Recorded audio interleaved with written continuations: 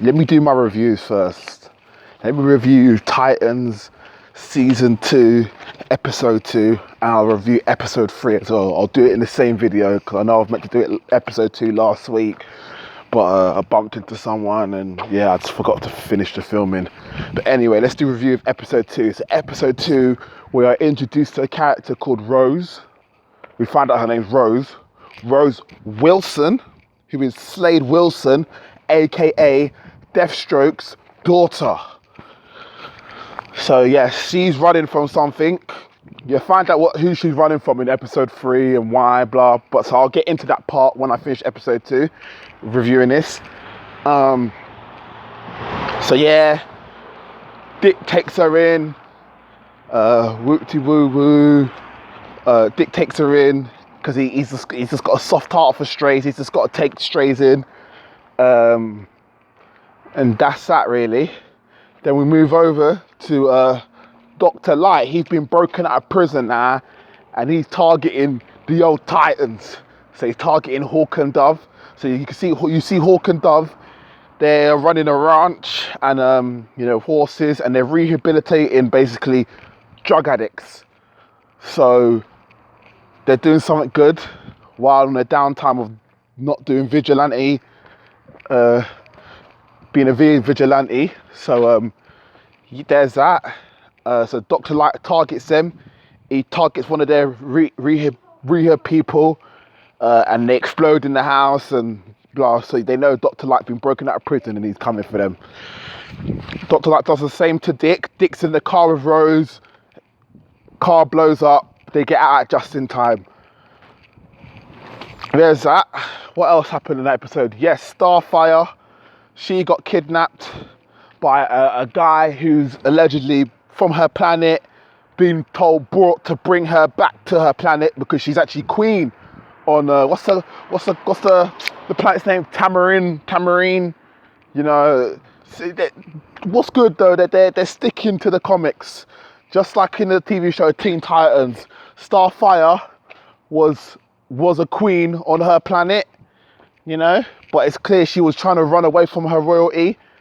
But then again, in Teen Titans, she was a bit of an airhead as well.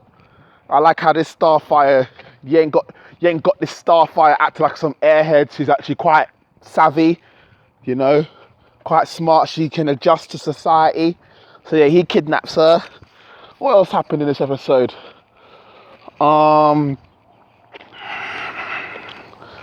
Jason, Todd's training with Gar and Rachel. Trying to remember Episode 2. I really like it really much. Episode 3, which came out on Friday, now that was a good episode. So basically, Wonder Girl, Hawk and Dove, they go back to the old Titans Tower, which is the new where Dick and them lot all stay in. They find out Dr. Light's been broken out. Let's target him again. Let's come for him. Let's take him down once and for all. So yeah, they see him in the stadium. They fight him. They actually get him, but there's a bus coming. So basically, Dick chokes. You know what I mean? Like as in, he had him right there and he bottled it because he saw the bus coming. Blah blah blah. So he let Dr. Light get away. You see more Deathstroke. I like this. I like how Azai Gonzalez, whatever his name is, or Ramirez, whatever it is, the guy who's playing Deathstroke. I like this element he's bringing. I like that it showed a bit of humor as well with him and Dr. Light, when it's good that we see eye to eye. Or he said we better see eye to eye, seeing as you only got one eye. It's like it's a joke. I see. Do you get it? I see. One eye patch. Yeah. Yeah, so I liked how he basically described his plan to Dr. Light, how we're going to put them in crisis, we're going to isolate the weak, and then we're going to cull the herd. And this is how he mapped out his plan. It was, you really got to see truly Deathstroke. Also as well, why Rose is running away. She's actually running away from Deathstroke, her own dad, because he's trying to kill her, because basically, apparently he killed her brother also known as Jericho. So she's coming to him for vengeance, coming for him because of vengeance for her brother. Obviously, you're targeting your dad, assassin, super soldier. Thing ain't gonna go down well. Do you know what I mean? Skilled, all of that. So yeah, she get her ass whooped. What he does something to her eye. That's why she's got one eye as well. So there's that. So we know who she's running away from. She's also running away from Deathstroke. Boom, boom, boom. What else? We find out more about Starfire and that guy who kidnapped her. So yeah, they had a little romantic relationship. They done the little jiggy, So he's being brought to bring her back. Obviously, if he don't bring her back, he comes back empty-handed. That's death penalty for him. So, but she wants to stay on Earth. So it's a bit of a long thing right now. We hear more about her sister, which is just like in the Teen Titans, sister, I think from what I remember, the sister's the queen right now. And they're just battling for the throne. I can't remember, I haven't watched Teen Titans in years. So watching Titans now, knowing that obviously they're drawing from the comics as well as the TV show, I forget some shit. But yeah, Blackfire, which is Starfire's sister. We hear more about her. I like how she talks about, just what's Earth like compared to her home planet. So, you get a kind of glimpse of her culture and what her customs are like. What else?